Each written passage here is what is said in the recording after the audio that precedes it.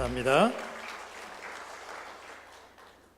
오늘 말씀을 전해주실 우리 김효원 우리 선교사님을 잠깐 소개해드리겠습니다. 제가 작년에 치앙마이 선교 지역을 다녀왔는데 다녀오고 나서 주일 설교에 우리 김효원 선교사님의 가족에 대한 얘기를 제가 잠깐 말씀을 드렸죠. 아마 기억나시는 분도 계시고 또 무슨 소리 하시는 건가 또 이렇게 생각하시는 분도 계실 텐데 제가 작년에 우리 김지원 선교사님이 치앙마이에서 복음을 전하시다가 순교한 그 내용을 사진으로도 제가 보여드리면서 설교한 기억이 납니다. 우리 김지원 선교사님의 동생분이십니다. 김효원 목사님. 청학교회를 담임하시다가 이제 정년 은퇴하시고 아마 정년 은퇴 1년 전쯤에 아마 자원 은퇴하셨으리라 그렇게 제가 생각이 되는데, 그리고 형님의 뒤를 이어서 치앙마이로 가셔서 순교하신 우리 형님의 뒤를 이어서 치앙마이에서 연세도 많으신데 선교 사역을 감당하시는 그런 우리 목사님이십니다.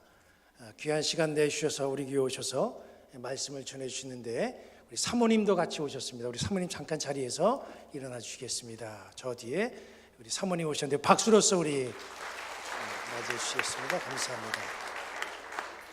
제가 여기서 뭐 다 설명을 할 수는 없고요. 우리 이제 목사님 나오셔서 치앙마이 선교와 또 여러분들에게 귀하고 또 꿀송이 같은 아름다운 말씀 전해 주실 때에 귀한 말씀의 은혜 많이 받으시기를 바랍니다. 너무 늦게 끝나면 제가 비행기 놓치기 때문에 은혜스럽게 말씀을 잘 전해 주시리라 믿습니다. 나오실 때 우리 박수로서 힘차게 우리 맞이하겠습니다.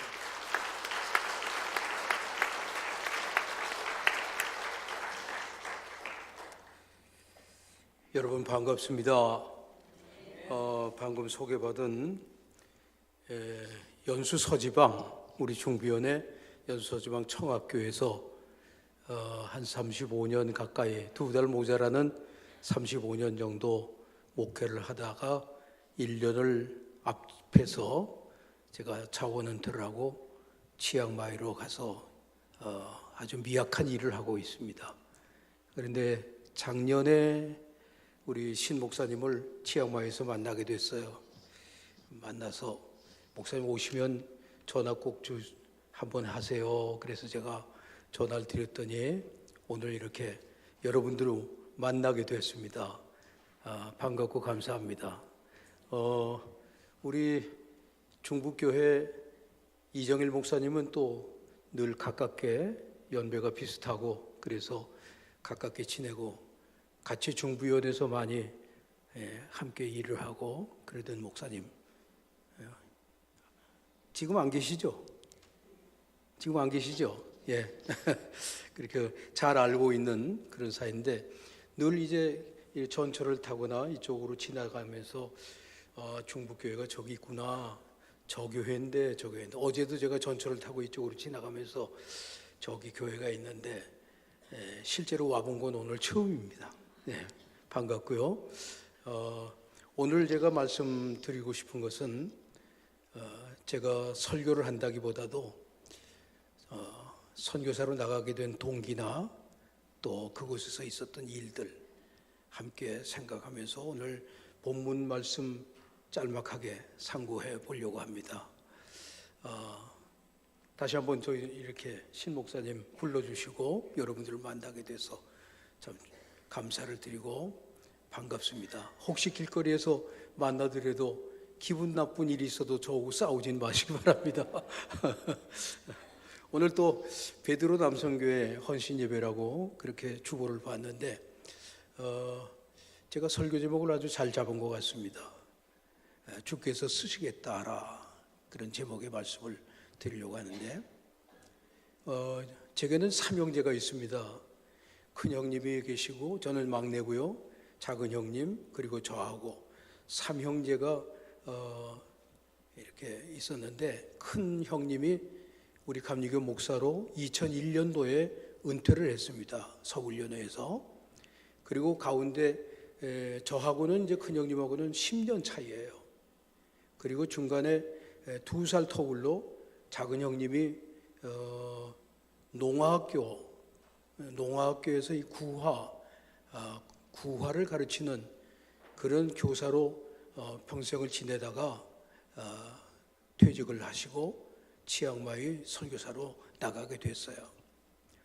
그 동기는 큰형님이 2001년도에 오래전 얘기를 여러분들에게 말씀드리는데 2001년도에 은퇴를 하시자마자 네팔로 선교사를 나가셨어요. 그 당시에 우리 감리교회는 은퇴한 목사님들이 나가서 선교하는 분들이 더러 있었지만 교단 파송으로 선교사라는 이름을 가지고 나간 분들이 없었습니다. 그냥 은퇴하시고 나가셔서 자원하셔서 그냥 선교 사역을 하고 그렇게들 지나셨는데, 근데 이왕 선교사로 나가는 거 내가 교단에서 파송을 받아가지고 정식 선교사가 돼가지고 나가면 좋겠다. 형님이 그렇게 생각을 해가지고 교단에서 소위 아무 제도도 없던 그런 제도였는데 명예라고 하는 이름을 붙여가지고 명예 선교사로 나가게 됐어요. 네팔에 가시는 그 모습을 보면서 4월 달에 은퇴를 하고 7월 초쯤가 네팔로 가시는데, 그걸 저는 그때 목회가 한 10년 남았을 때입니다. 10년 차이니까요. 그것을 제가 옆에서 이렇게 보면서 참 멋지다. 은퇴를 하고도 계속해서 그냥 나가셔서 일을 하신다는 걸 보니까 참 멋지다. 우리 형님이지만 그렇게 감동을 받았어요. 그때 제 마음속에 나도 은퇴를 하게 되면 건강할 때 내가 나가서 일을 하면 좋겠다. 그렇게 생각을 하고 은퇴 2년 전에 제가 선교사 훈련을 받았습니다. 그리고 그 감독회장의 선교사 파송장을 가지고 제가 태국으로 가게 됐어요. 원래는 제가 가기는 몽골 선교사로 가려고 준비를 해왔었습니다. 몽골 선교사로 신학교를 담당해가지고 제가 몽골로 가려고 그렇게 이제 준비를 하고 있었는데, 2008년도에 제 작은 형님이 태국 선교사로 나갔는데 평신도 선교사로서 파송을 받아가지고 나간 거예요. 그런데 전문인 선교사로 나간 거죠. 나가서 장애아들을 돌보고 그리고 아이들을 한글을 가르치고 학교에 가서 뭐 그런 일도 교사로 지냈으니까 그런 일을 하면서 지내다가 오토바이 사고로 이제 오토바이를 그 픽업 트럭이 추돌을 해가지고 그 사고로 인해서 일주일 만에 세상을 떠나게 되는데, 그런데 그 오토바이 사고가 나기 직전 날, 바로 전날 밤 12시 넘어까지 저희 큰형님하고 스카이프로 서로 이렇게 서로 전화를 한 거예요. 얼굴을 보면서. 그러면서 이제 작은 형님이 뭐라 그러는 거니, 큰형님에게 형님, 제가 내일이면 태국에 온 지 만 5년이 되는 날입니다. 근데 내일 이제 맷돔이라고 하는 그곳에 장애아이들이 있는데 그곳을 좀 돌보고 그리고 오려고 합니다. 그렇게 해서 이제 늦은 밤이니까 자자. 그러고서 이제 잤어요. 우리 한국하고는 2시간 차이입니다. 그러니까 여기가 12시가 되면 거기는 10시예요. 그러니까 그렇게 해서 이제 자고 났는데 그 이튿날 아침 오후에 태국 선교사님 한 분이 저희 큰형님에게 전화를 한 거예요. 오토바이 사고로 인해서 지금 동생 되시는 분이 병원에 입원해 있습니다. 그런데 무의식 상태입니다. 혼수 상태입니다. 그래서 저하고 큰형님하고 치앙마이로 갔어요. 가서 보니까 완전 무의식 상태로 있는데 회복이 될 가망이 없는 거예요. 그런데 이제 그 모습을 보면서 의사도 이제 포기를 한 거예요. 도저히 이제는 회복될 가능성이 없습니다. 그러니까 이제 다 꽂고 끼고 야단했죠. 근데 그거를 다 이제 제거하고 그냥 돌아가실 수밖에 없습니다. 그렇게 얘기를 하니까, 그러면 이 사람이 아직까지 호흡이 남아 있는데, 그렇다면 이왕 죽을 사람 죽게 되면은 그러면 장기 기증을 이 시신을 기증하겠다. 그렇게 얘기를 했더니 병원에서 얼마나 좋아하는지 몰라요. 왜냐하면 그 병원에서 외국인으로서 아무도 시신을 기증하거나 장기를 기증한 사람들이 없었던 병원이에요. 큰 병원인데 외국인이 이제 와서 그렇게 하겠다니까 병원에서 굉장히 좋아하더라고요. 그랬더니 한 30분 후에 의사가 다시 왔어요.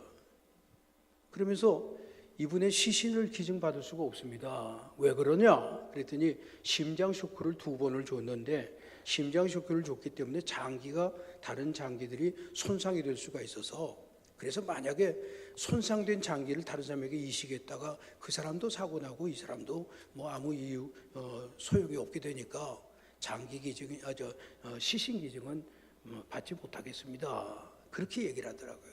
그래서 그때 그러면 안구는 어떠냐? 그랬더니 안구는 괜찮다는 거예요. 그러니까 안구를 기증을 했어요. 그 기증이 된 것이 태국의 왕실까지 보고가 됐습니다. 왕실에서 온 소식은 뭔가 하니? 그러면 이 사람하고 관계 있는 사람이 혹시 태국에 와서 있는 사람이 있느냐? 그러고 얘기를 하는데, 제가 혼수 상태로 있을 때 형님의 무의식 상태에 있는 그 형님의 머리에 손을 얹고 이렇게 얘기를 했어요. 형, 먼저 가. 먼저 가면 나도 이제 뒤에 따라갈 거고, 형이 돌보던 아이들, 형이 가르치던 아이들, 그런 아이들 내가 와서 돌봐주고 그들을 가르쳐 줄게.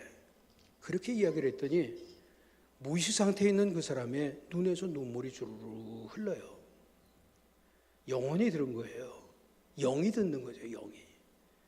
그래서 제가 그 사건 이후에는 우리 청학교 교인들에게도 그런 얘기를 했어요. 여러분, 혹시 혼수 상태에 있다거나 무의식 상태에 있는 사람 앞에서 함부로 말하지 말아라.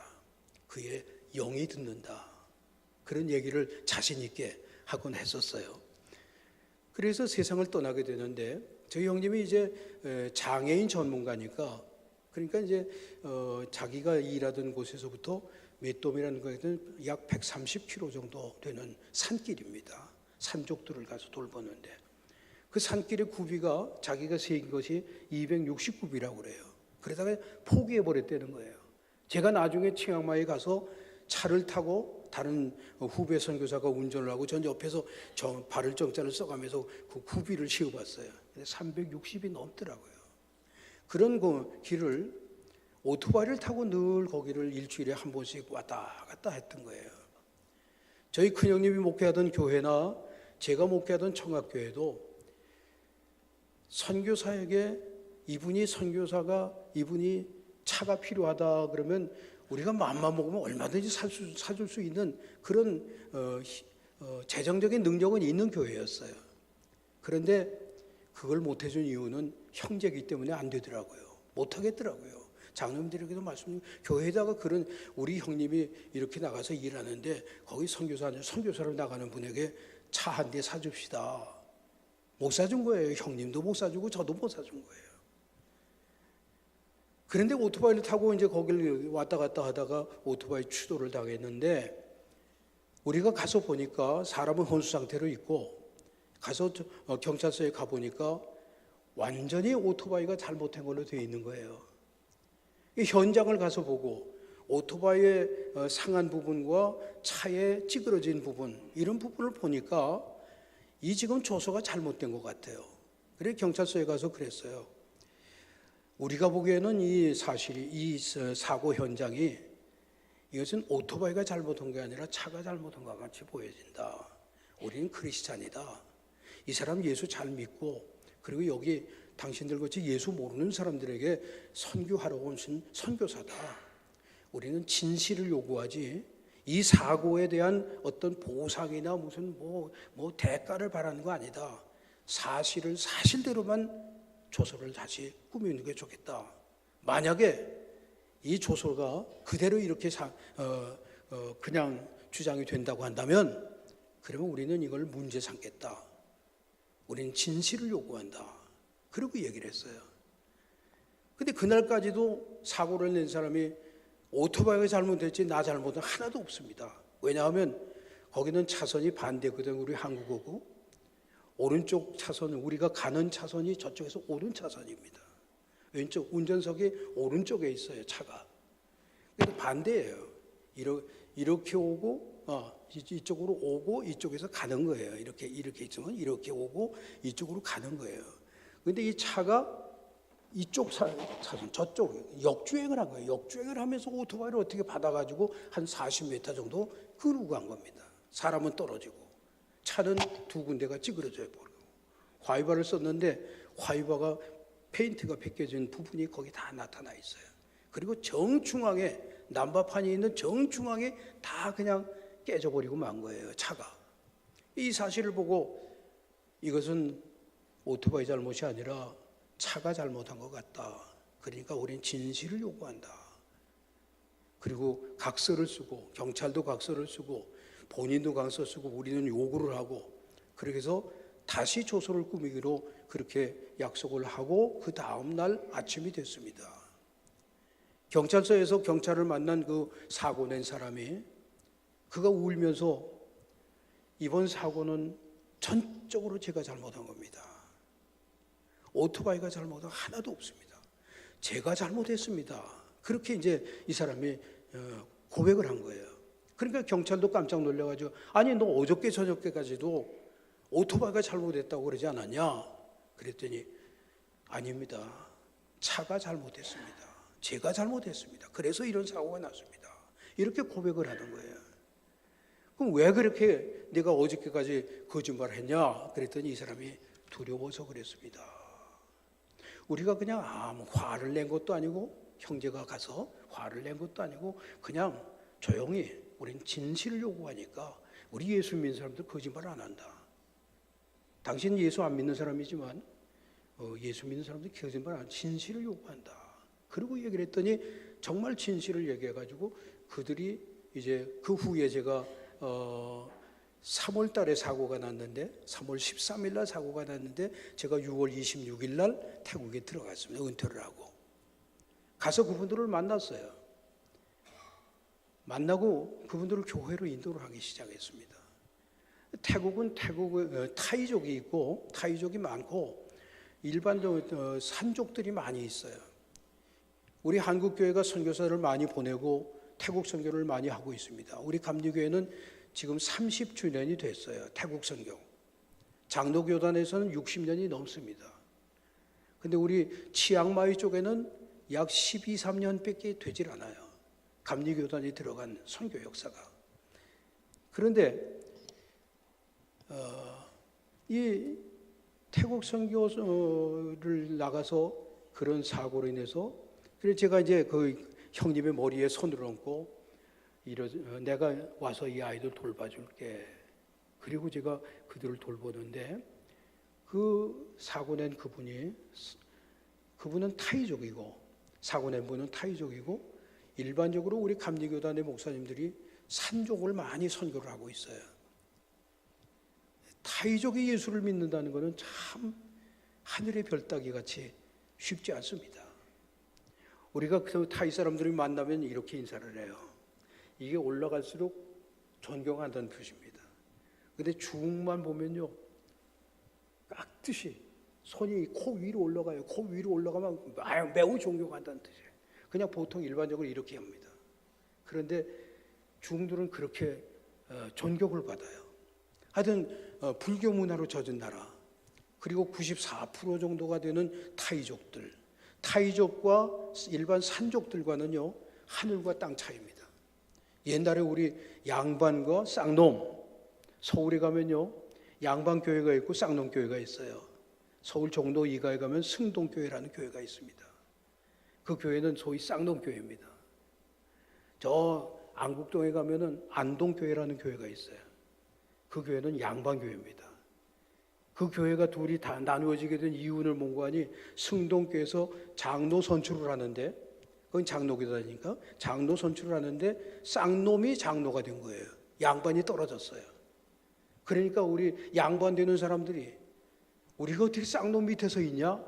우리끼리 나가자 그래가지고 나간 게 그게 안동교회예요. 양반 쌍놈이 어울리지 못하는 것처럼 거기는 타이족과 다른 족속들과는 어울리지를 못해요. 아무리 똑똑하고 아무리 훌륭한 머리가 좋고 공부를 많이 했어도 출세길이 없어요. 산족들은. 그런데 타의적인 예수를 믿게 된 것은 참 쉽지 않은 일인데 이분이 교회를 나오게 되고 금년에는 꼭 세례를 받기로 그렇게 약속을 하고 있는데 우리가 기도하고 있어요.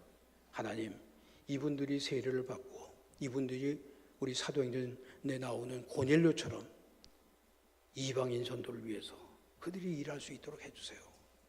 그리고 그 사람의 배경을 이렇게 좀 훑어보니까 그분이 지옥에 유지되는 분이에요. 이런 사람들이 하나 변화가 돼서 예수를 온전히 믿고 그리고 살면 태국에도 변화는 분명히 오게 될 거예요. 우리보다도 선교 역사가 더 깊은 나라거든요. 저희 작은 형님은 거기 지금 150년 된 교회 묘지에 묻혀 있습니다. 그런데 우리 한국에서 이제 단기 선교팀들이 옵니다. 그러면 이우연 목사님이 여기 소속이라고? 이우연 목사님. 네, 이우연 목사님이라고 하는 선교사님이 계셔요.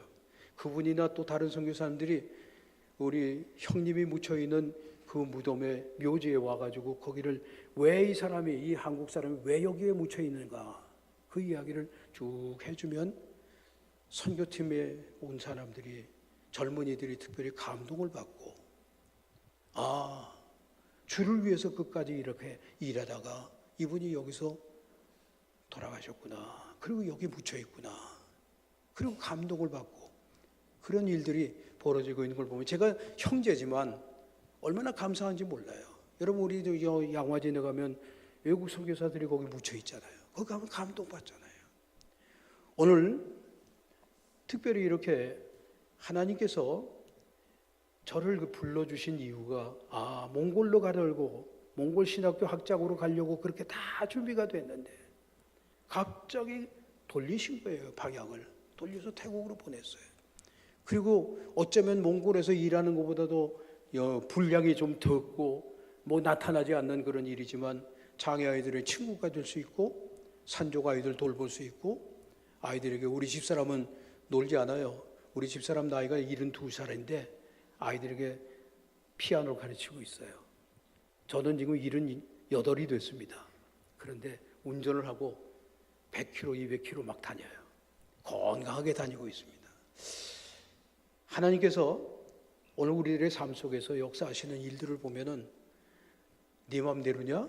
내 맘대로지. 하나님이 그렇게 말씀하신 것 같아. 네 맘대로 되는 거 아니야. 내 맘대로지. 저 부끄러운 얘기지만요. 목사가 돼가지고 목사로서 은퇴한 사람이 이런 얘기하는 게 좀 부끄러운 얘기지만요. 저는 목사가 안 되려고 그러던 사람이에요. 그런데 하나님께서 목사가 되도록 뭐라고 그랬었어? 네 거냐? 내 거지. 오늘 본문의 말씀은 예수께서 나귀를 타고 예루살렘으로 입성하시는 그런 고난 주간에 벌어진 사건의 얘기입니다. 그 말씀 속에서 보면은 이제 저 벳박이라고 하는 동네에 가면은 나귀 새끼가 하나 있을 텐데 그걸 풀어가지고 끌고 오라. 그러면 주인들이 뭐라고 그러더라? 사람들이 뭐라고 그러면 주가 쓰시겠다고 해라. 그래서 가서 실제로 풀어가지고 오려고 그러니까 그거 왜 남의 나귀 가져가요? 하고 물으니까 주가 쓰시겠다고 그러셨어요. 그랬더니 아무 말도 안 하고 그냥 보내버린 거예요. 그래서 예수님이 나귀를 타고 입성을 하십니다. 여러분 어느 젊은 부부가 있었어요. 남편이 미국으로 유학을 갔습니다. 아내가 별별 일을 다 하면서 남편의 공부 뒷바라지를 했어요. 한 8년쯤 했습니다. 남편이 공부를 마치고 이제 직장도 갖게 되고 그리고 일을 하고 생활이 이제는 그전같이 공부할 때같이 어렵지 않게 됐어요. 이제 좀 한 숨도 내쉴 수 있고 편안하게 좀 돼가는데 이 두 젊은 부부가 부부싸움을 했습니다. 여러분 결혼하신 분들 부부싸움 안 해보신 분 계신가요? 한 번도 안 해보신 분. 저만 손 들었는데 저도 해봤거든요. 부부싸움 칼로 물베기라고 그러잖아요. 싸워봤자 그게 그거야. 근데 괜히 싸워. 근데 이 부부가 싸웠어요.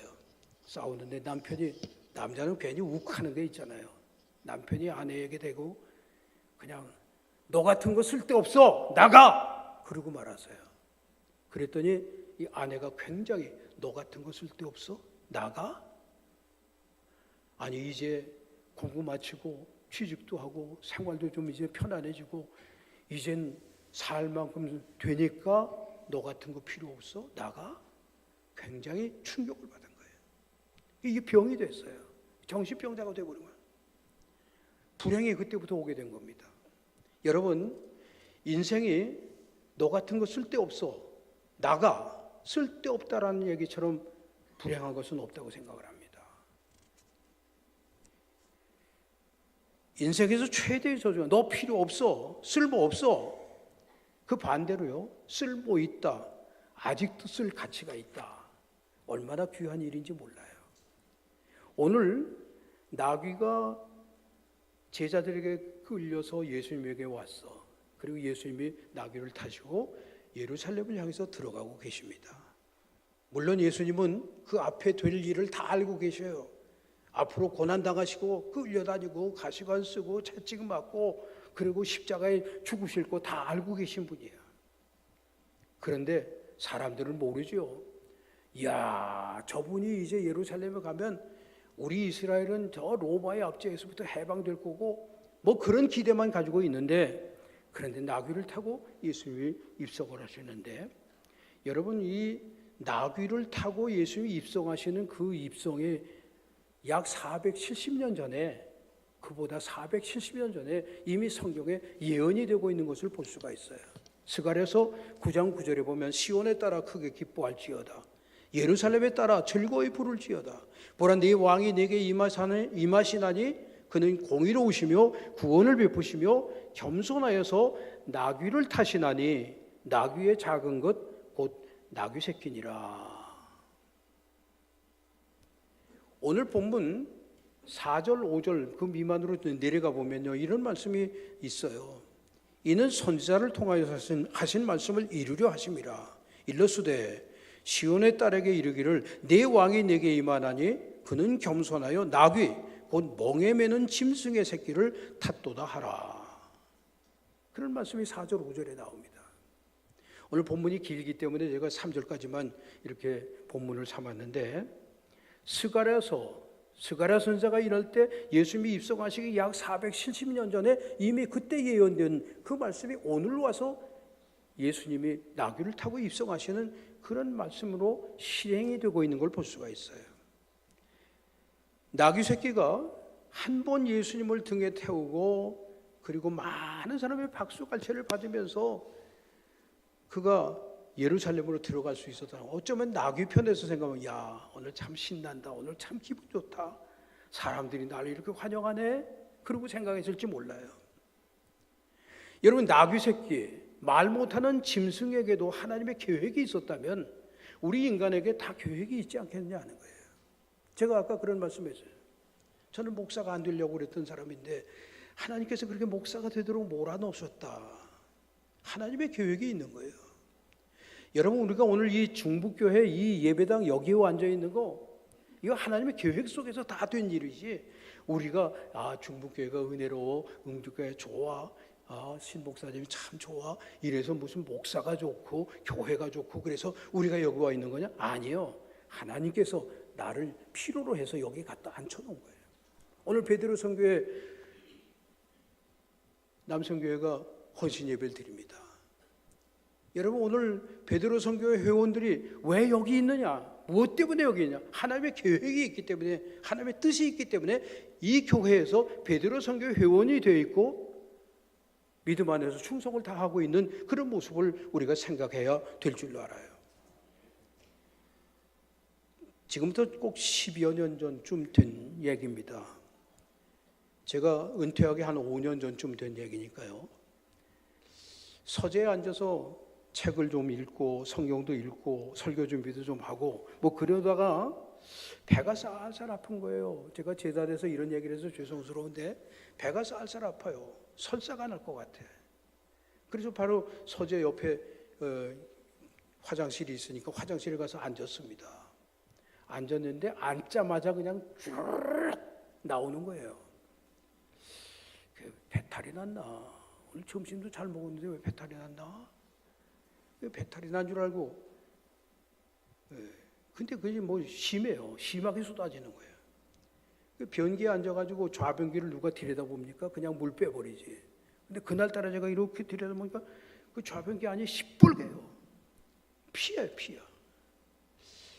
벌떡 일어나서 보니까 손바닥 두께 정도의 응어리진 핏덩어리가 쫙 깔려 있는 거예요. 그래서 제가 다시 앉았어요. 그리고 물도 안 빼고, 그리고 제가 기도했어요. 하나님, 저 지금 오라면 갈게요. 그런데 하나님 앞에 가서 아무것도 내놓을 거 없어요.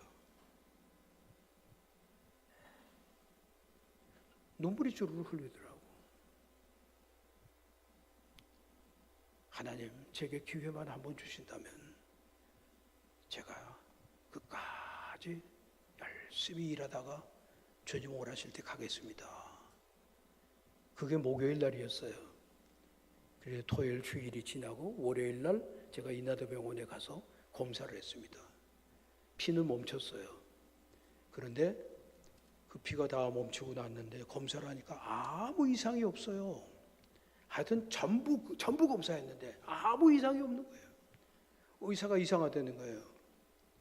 피가 나왔는데 그런데 이상이 없는 거예요. 단지 한 군데 소장 검사를 못 해봤는데 소장 검사를 하려면 무슨 캡슐 같은 거 카메라를 먹어가지고 그래가지고 그게 돌아다니면서 사진을 찍는데 그게 사진을 찍으면서 어쩌면 장을 이렇게 상처를 내가지고 거기서 피가 또 날지도 모릅니다. 근데 피는 멈추니까 제가 검사를 하겠다고 그랬다가 취소를 했어요. 지금 피가 안 나오니까 나 검사 또 피가 나오면 와서 검사하겠습니다. 그리고 지금까지 안 가고 있으니까요. 아무도 아멘 안 해주시네. 예. 저는 병원을 다녀본 적이 별로 없어요. 그래서 특별한 일이 있을 때만 그냥 병원에 가보니 뭐 검사나 할 때 이런 때 검사도 제가 하도 검사를 안 하니까요. 뭐 그 건강검진하는 거 그 검사 선교사 나갈 때 그때 나가면 또 언제 들어올지 모르니까 그때 그저 한번 가서 하고 지금도 또 안 하고 있어요. 많은 분들이 검사를 많이 하고 검사하고 나서 뭐 어디가 나빠 그런데 저는 그냥 나쁘면 나쁜 대로 아프면 아픈 대로 그냥 일하다가 하나님 오라시면 가면 되는 거지 뭐. 그런 생각을 하고 지금도 그저 감사하고 있어요.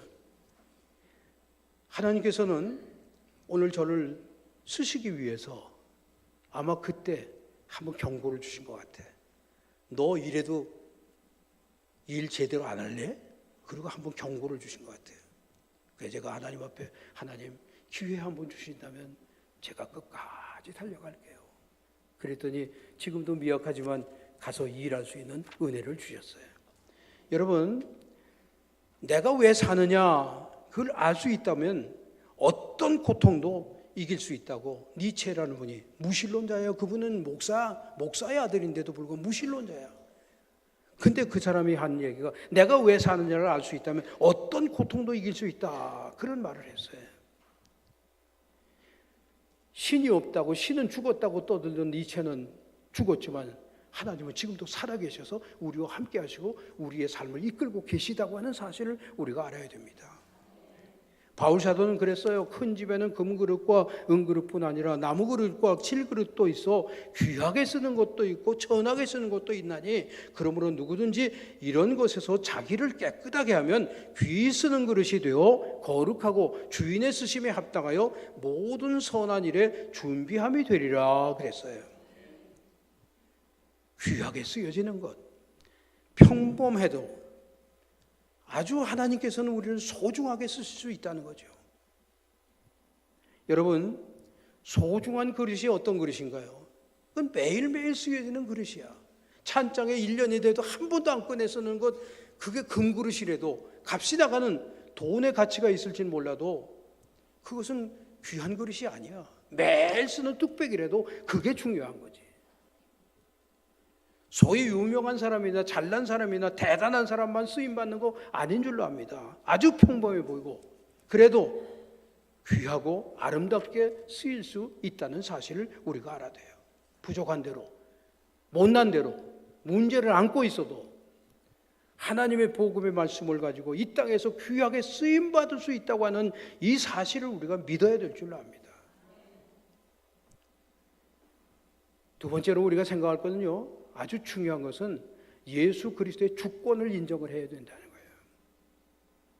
그들이 예루살렘에 가까이 가서 감난산 벳박에 이르렀을 때 예수께서 두 제자를 보내시며 이르시되 너희는 맞은편 마을로 가라. 그리하면 곧 매인 나귀와 나귀 새끼가 함께 있는 것을 보리니 풀어 내게로 끌고 오라.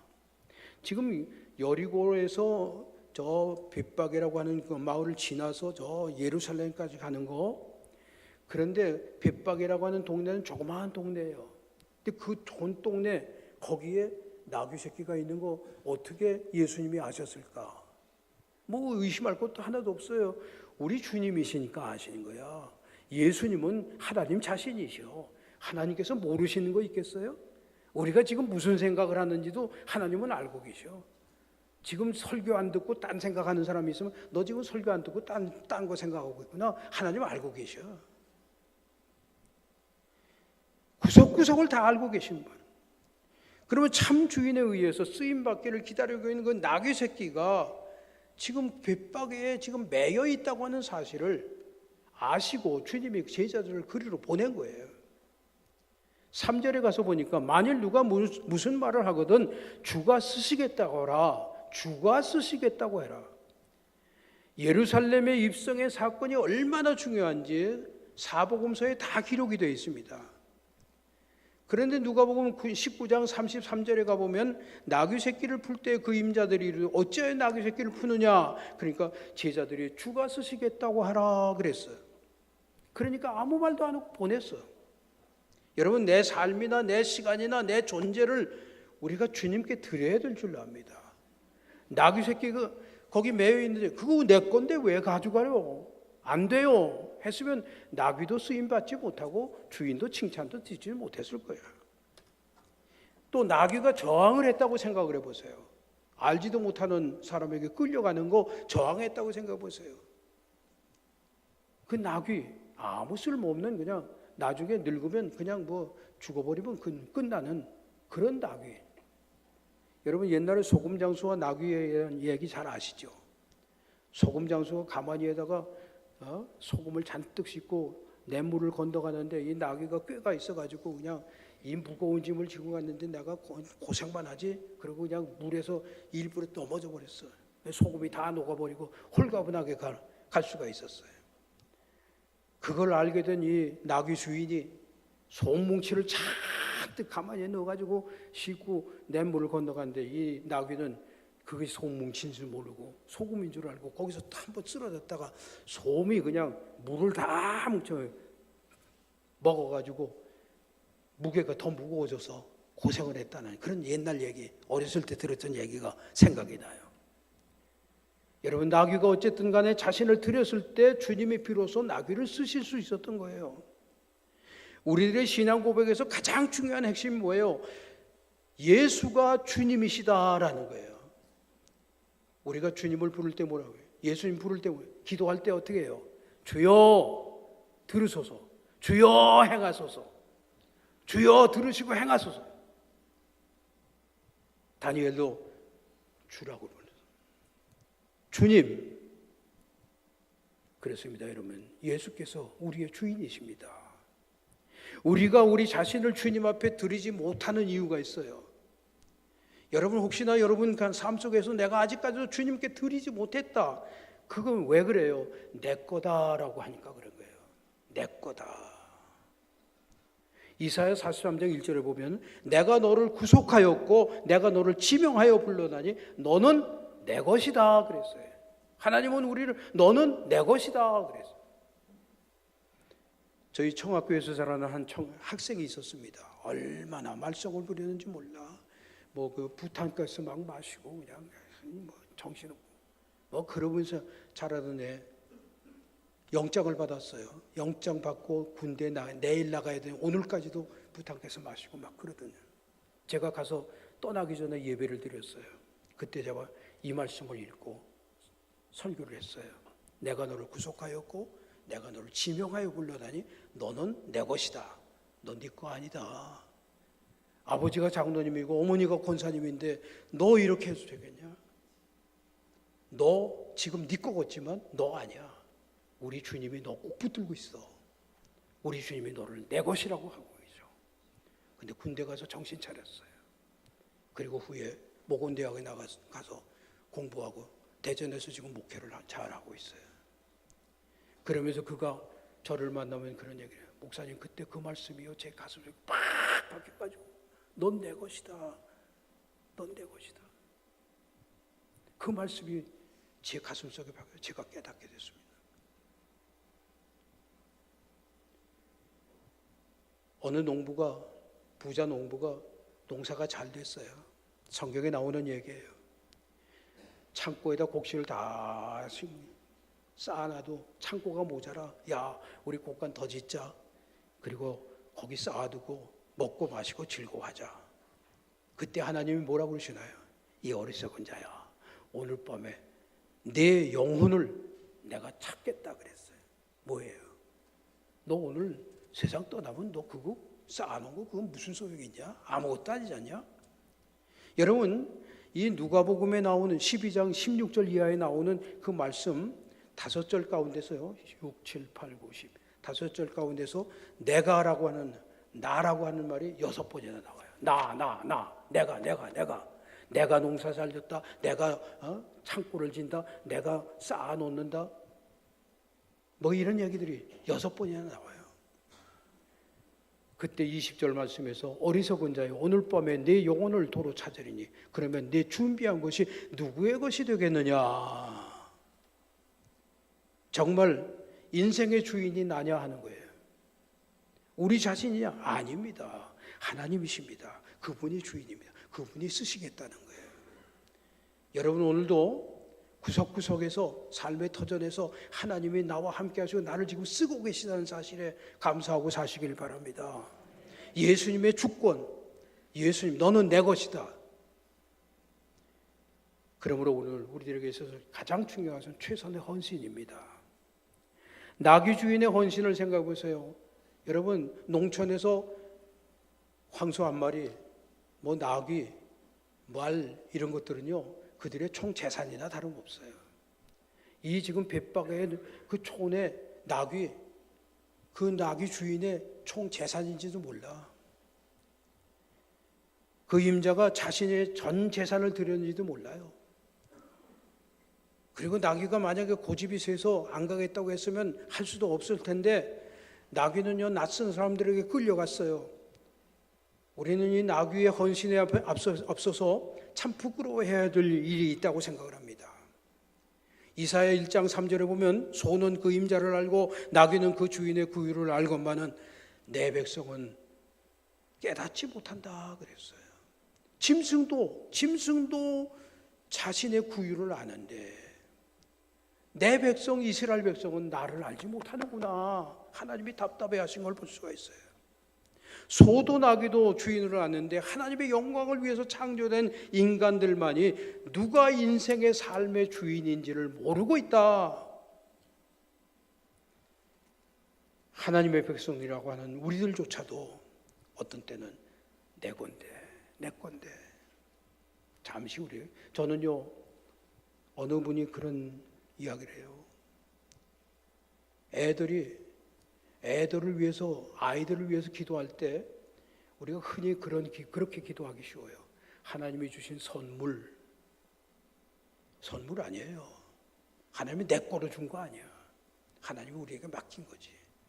그 자식이 잘났든 못났든 말썽꾸러기든 완전 뭐 어쨌든 간에 하나님이 내게 맡긴 거지. 맡긴 거 잘 관리해야 돼. 잘 가르치고 잘 키워야 돼. 그런데 인간들만이 누가 내 인생의 주인이 누구인지 모르는 사람들이 있다는 얘기예요. 그러나 주님 말씀하십니다. 주가 쓰시겠다고 하라. 무리의 대다수가 겉옷을 펴고 나뭇가지를 꺾어서 막 호산나 다윗의 이름으로 오시니라고 환영을 했어요. 그런데 여리고에서부터 저 예루살렘까지는 척박한 땅입니다. 가보신 분들 많이 계실 거예요. 척박한 땅에 나무 한 그루 없는 여리고에 나무가 있어. 근데 여리고에서 예루살렘까지 오는 그 군중들이 나뭇가지를 꺾고 여리고에서부터 거기까지 끌고 왔다는 얘기는요, 이건 최선의 헌신, 가난한 백성들의 최선의 헌신이라고 말할 수 있어요. 마태복음에는 나오지 않지만요, 마가복음에 보면 예수님이 예루살렘 입성했을 때 그것이 끝나고 나서 예수님이 성전에 사람들이 들어가는 그런 모습을 보고 계셨어요. 그런데 한 과부가 자기의 총 재산 2렙돈을 갖다가 헌금함에 넣는 걸 봐. 그 앞에서 부자도 갖다 헌금함에 넣었어. 그때 주님이 그걸 보고 뭐라 그래요? 저 부자는 있는 것 중에서 좀 얼마 갖다 냈지만 저 여인은 자기 전 재산을 다 드렸다. 최선의 헌신이라는 얘기예요. 여러분, 우리 모두가 다 쓰임 받을 수가 있는 줄로 믿습니다. 중요한 것은 드리는 거예요. 드리는 거예요. 드려야 쓰임 받을 수 있지 않겠어요? 어떤 사람은요, 나 조금 있다가 지금 얼마나 바쁜데 나 시간 없어. 그래서 헌신 못해. 그런 사람들 있어요. 무디 목사님의 이야기 가운데 이런 얘기가 있습니다. 어떤 청년에게 전도를 했어요. 그랬더니 이 청년이 한 얘기가, 나요 젊어서 좀 즐기기도 하고 놀기도 하고, 그리고 예수는 천천히 믿을 거예요. 그저 강도도, 예수님 우편에 있던 그 강도도 죽기 직전에 예수 믿고 영접하고 그리고 천국 갔는데요, 뭐. 그리고 거부를 한 거예요. 그런데 무디 목사님 그 오른편 강도 얘기까지 하니까 더 할 말이 없었던 모양이에요. 그런데 어느 날 그 청년이 아프게 됐어. 병원에 입원을 했어요. 무디 목사님 꽃다발을 하나 이렇게 뭉쳐서 보내줬는데 이 꽃이 다 시대로 빠진 꽃이에요. 그걸 병실에서 받고 무디 목사님 보낸 걸 알고 이 청년이 화가 잔뜩 나 있을 때 노크 소리가 들려. 들어오세요. 그러니까 턱 들어온 게 무디 목사님이에요. 그랬더니 대뜸 목사님 보자마자 이 청년이, 아니 목사님 그럴 수 있어요? 어떻게 이렇게 다 시들어 빠진 꽃을 나한테 보내주세요? 그러니까 무디 목사님이 웃으시면서 그랬대요. 자네 좀 화가 날 줄 알았어. 우리 예수님들 그렇지 않겠나? 자네 인생 다 젊었을 때 다 보내고 다 이제 기운 없고 아무것도 못하고 그럴 때 예수님 앞에 오는 거 예수님은 좋아하시겠나? 그랬다는 얘기가 있어요. 여러분, 우리가 주님 앞에 정말 우리의 최선을 다해서 드릴 수 있는 그런 심령들이 되어야 될 줄로 믿습니다. 최선을 다해서 드리면 하나님께서 그 드려진 그것을 통해서 하나님이 영광 받으신 역사가 일어나게 될 줄로 믿어요. 우리 오늘 베드로 선교회 남성교회가 헌신 예배를 드리면서 정말 나는 주님의 것이다. 내가 최선을 다해서 마지막까지 끝까지 달려가는, 끝까지. 저는요, 죄송한 얘기지만 은퇴하자마자 그냥 나가서 일하잖아요. 제가 건강하게 보입니까? 약하게 보입니까? 뭐 대답 안 하셔도 제가 대답할 수 있어요. 저 건강하거든요. 왜 하나님께서 건강을 주실까? 저보고 그래요. 제가 처음 나갈 때는 한 5년만 있다가 와야지. 그런데 벌써 이번 6월 달이 되면 5년이 돼요. 그런데 5년만 있다가 와야지. 그렇게 생각을 했는데 어느 날 입이 딱 다물어지는 거예요. 교인들을 만나고 저를 아는 분들을 만나면, 오늘도 저 늘푸른 교회 가서 예배를 드리고 왔는데, 원래 목사님들하고 같이 예배 드리고 왔는데, 그런데 만나면 그래요. 언제 들어올 거예요? 글쎄요. 이제 제가 운전을 하는데 운전 감각이 둔해져서 내가 더 이상 운전하다가는 사고 내겠다. 그러면 들어올게요. 제가 그렇게 대답합니다. 지금은 하루 종일 운전하라고 그래도 운전할 수 있어요. 하나님께서 아직도 쓰고 계시다는 일에 감사를 드립니다. 주가 쓰시겠다고 하라. 여러분 일일이 다 한 분 한 분 우리 주님이 주인이요, 우리 주님께 온전히 드려지고 주님께 쓰임받는 그런 믿음을 통해서 믿음의 승리와 기쁨의 은혜가 넘치기를 간절히 바랍니다. 기도하겠습니다. 하나님 감사합니다. 오늘 우리 중북교회 와서 이렇게 예배드리게 하심을 감사드리고, 하나님께서 우리 주님 십자가의 길을 걸어가실 때 나귀 타고 예루살렘에 입성하시는 그날 나귀의 주인에게 주가 쓰시겠다라 주님께 드려진 그 사건을 통해서 우리 주님이 지금도 우리를 쓰시고 계심에 감사드리고 내가 주님에게 쓰임받기를 요청받았을 때 아멘 저를 써주시니 감사합니다. 충성을 다하고 끝까지 믿음 안에서 승리하는 복된 심령들이 되게 인도하여 주시옵소서. 주님이 우리의 삶을 통해서 영광 받으시고 베드로 선교회와 모든 성도들을 통해서 하나님의 은혜와 축복의 역사가 넘치게 인도하여 주시옵소서. 예수님의 이름으로 감사하며 기도하옵나이다. 아멘.